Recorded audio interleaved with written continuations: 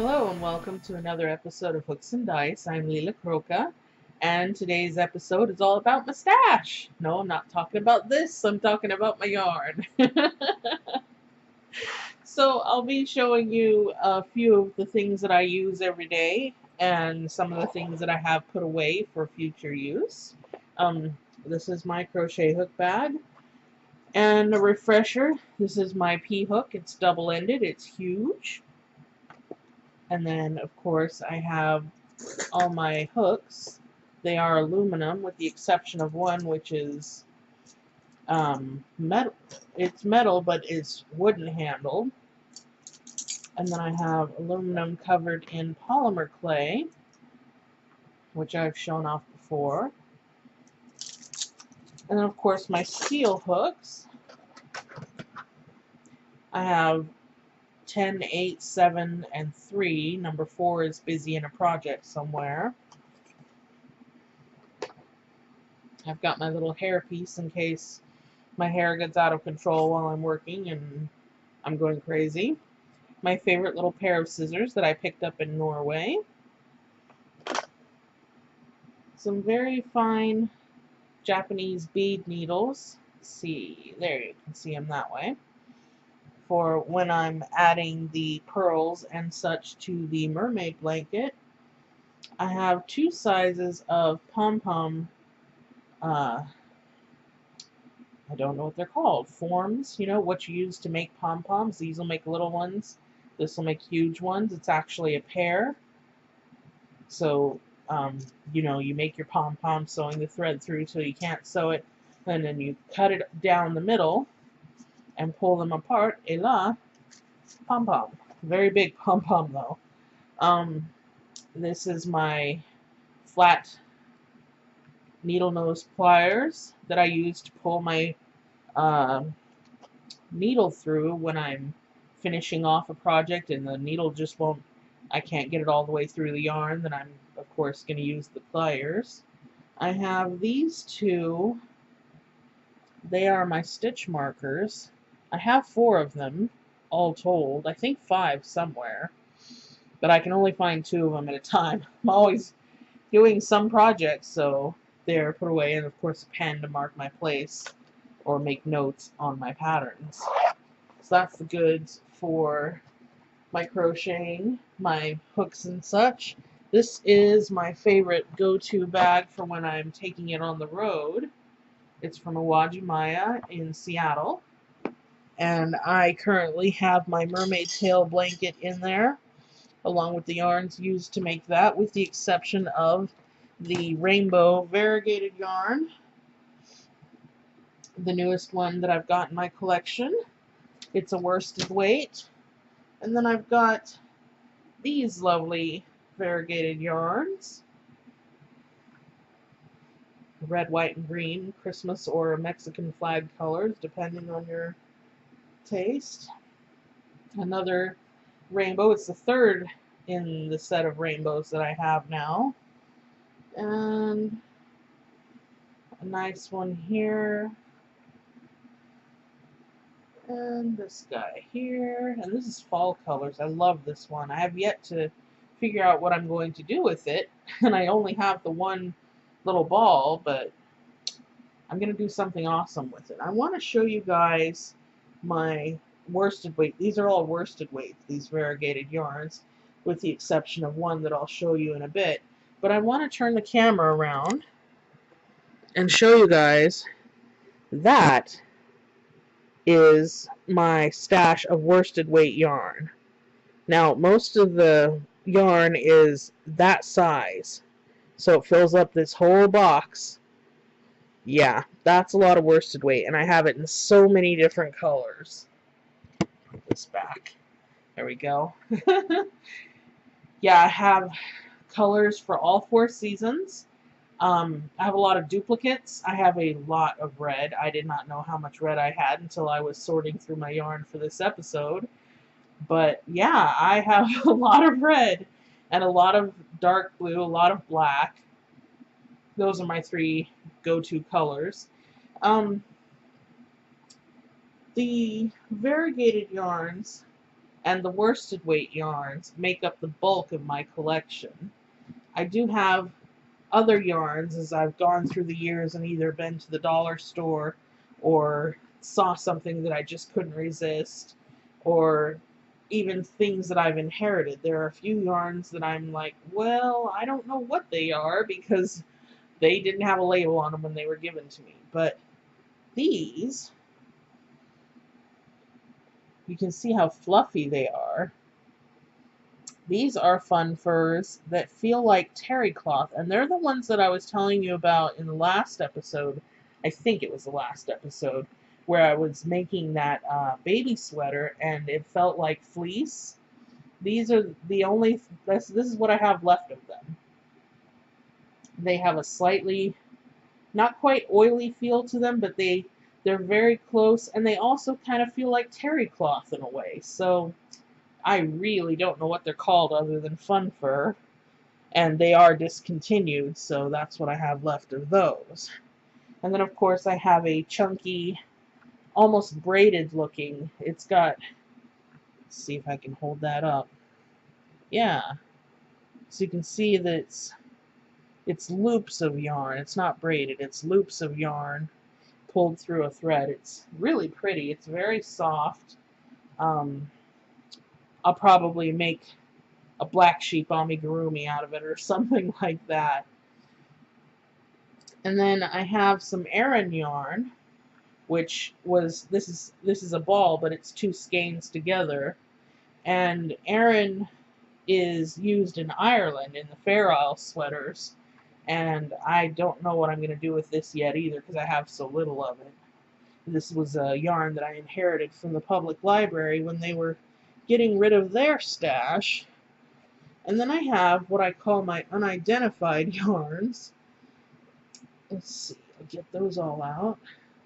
So I have this gray, really fuzzy, it's kind of shiny. It's hard to see on camera that it's shiny, but it is. And then I have the brown, which is laced with a little bit of white, and there's a fuzzy on there.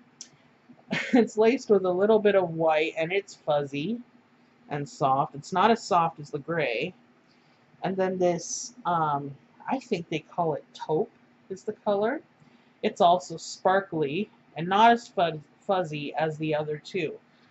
I'm guessing this is a worsted weight. This might be a worsted weight, but it's awful fuzzy for that.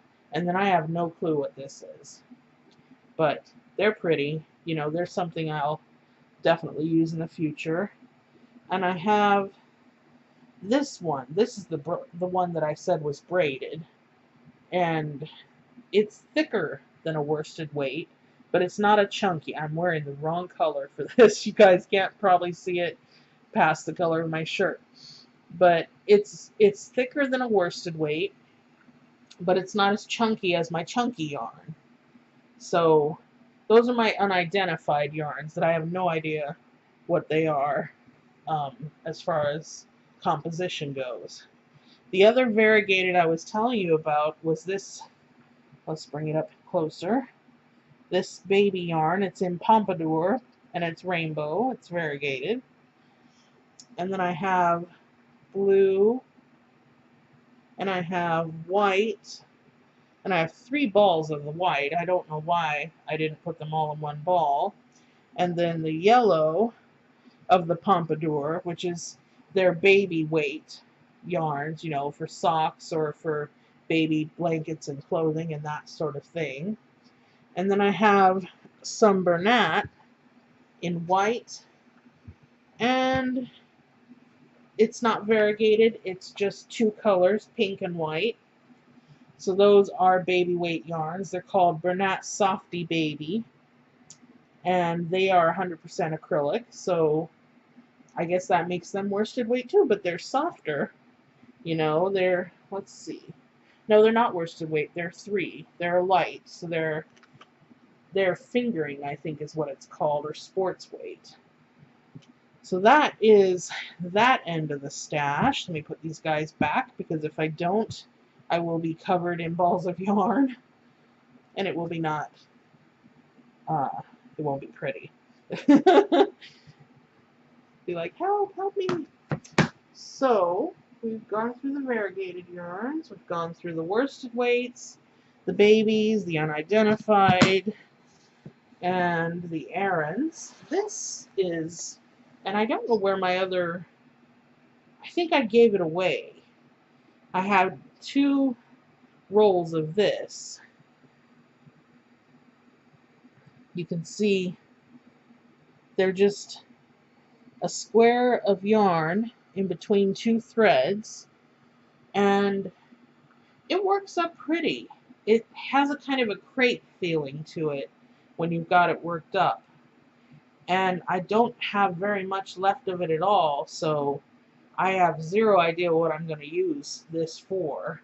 I might make a rug for Barbies or other dolls and sell it on Etsy, because it's really pretty, you know. Let me gather up my fun furs. Thought I had another black. Oh, I do. And there's another blue. Okay, so I have this royal blue fun fur, which is so cute. I'm using it on a BSU, Boise State University scarf for my mom, because she's a Broncos fan. And then I have these black fun furs, which could be used in any number of things. I may make something like wristlets, or I might make a fun amigurumi, I don't know. And I'm missing one of these. It's red and brown. It's really weird. There goes the train. Let's see if I can hold it up. It almost looks like feathers, but it's a patch of the brown, kind of like the black one with this one here, in the way it's made, and then the red eyelash fur. So these are discontinued, these fun furs. There's the other red. Found it. Oh, I missed one of the variegateds. It rolled over to my hip. It's red, white, and blue. Yay! Good for both the US and Norway. That's fun. And then I have this teal. Oh, it does not look teal on camera. Oh, it's much more green than it is on camera. Yeah, so it's a teal. It's very pretty. I'm thinking of some kind of a peacock thing. You know, maybe make feathers using worsted weight and then trimming the feathers with this eyelash, this fun fur, and see how that turns out, and make, I don't know, maybe a scarf, maybe a Mobius scarf. That would be a new interesting pattern for me to come up with. That's something that I definitely want to look into with my future mother-in-law and see what kind of ideas she might have. She might think of something totally interesting and new and wonderful, and I'll be like, oh, why didn't I think of that, you know? So then we have the Super Kid yarns, which I've shown you guys before. It's the mohair and baby goat, I guess is what it is. And then we have, let's see if I can gather them all. We have these colors. I have 2 of those, and I have 4, 5 of these. And then 2 in the deep purple. And these are a blend of brushed alpaca and mulberry silk. They're just so luxurious. I can't wait to make that scarf I was telling you guys about. I did not forget about the scarf. I talk about all these different projects that I want to do, and I always find something new, but I still have them on the back burner, the projects that I've mentioned previously, so you can be sure to see them in future episodes. It just may be future episodes, not anything anytime soon, because I have gifts that I'm making for people, so stuff that I make for myself always ends up on the back burner. And I have plastic canvas yarn. I was making, I'd finished making a, I don't remember what bottle I used, but it was a glass bottle, and I did some macrame around it with plastic canvas yarn in this color and a deeper blue. And I don't know what happened to it. My daughter's father may have thrown it away. That bums me out. But I still have this skein left. Not sure what I'm going to do with it because it's just one skein of plastic canvas yarn. So I'll figure something out. If nothing else, I can use it to make a big scrubby towel for dishes or something. And then of course I have the yarn that well, let me take it out of the bag because the bag's too shiny. The yarn that my future mother-in-law and her mother sent me. And that's the superwash wool that's very soft. I've made so many things out of this. I made a facial washcloth. I made wristlets. I'm making the cowl that I'm making for it, out of it rather. And I made something, oh yes, the sea glass bag. The bag with the bamboo handles that I made for my fiance's mother. So yeah, this yarn, they gave me, what did they give me? They gave me 5 skeins, I think. And I still have 2.5 left. So it's really versatile, and a little bit goes a long way. I've made a lot of neat things out of it. So I'm very excited about that. I have some yarn that I purchased years ago at a yarn shop in Boise called Knitwits. And it is, let's read the label. It's 100% Persian virgin wool yarn. So it's very coarse, I would say. It's thin, and I have several colors. You can't really see that. It's a lavender. It's a pale lavender. And then a variegated lavender green pink number. And some mint green. And I want to say it's ivory. It's not quite white. But it might just be white for virgin wool. Anyway, I bought all this yarn to make a Barbie project, you know, some Barbie clothes, and I tried making one of the sweaters, and I don't know what I did wrong, but I couldn't get that sweater over the doll's head to save my life. I had her arms up here, and I put the sweater on over it, and it was such a tight fit I couldn't get it past her breasts. So I was discouraged. I probably will not finish making doll clothes out of this. I don't know what I will use it for. I may make accessories rather than doll clothes, like pillows, blankets, scarves, stuff that doesn't require being pulled down over the doll's head. And I did get a suggestion that I should sew Velcro onto it and make it so it opens in the back. But I don't know if I don't think I'll go to the trouble again to make that kind of sweater out of it. And last but not least, I have my crochet threads.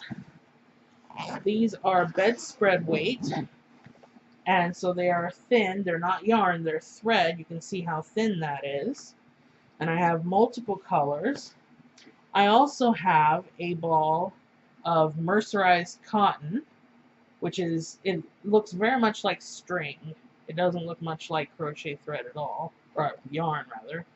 And then my fiance's mother gave me Drops lace, which is 70% baby alpaca and 70% mulberry silk. And that's super soft. You can see how squishy it is. It's very nice. I do have the purple and white combo. Cat hair all over everything. And I have a little bit of the blue and white left. And I think, yes, I have some rainbow. So I have that, and then I have lots of solid colors.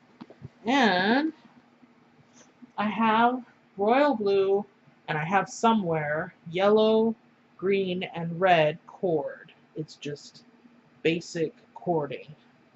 And I can crochet with that as well.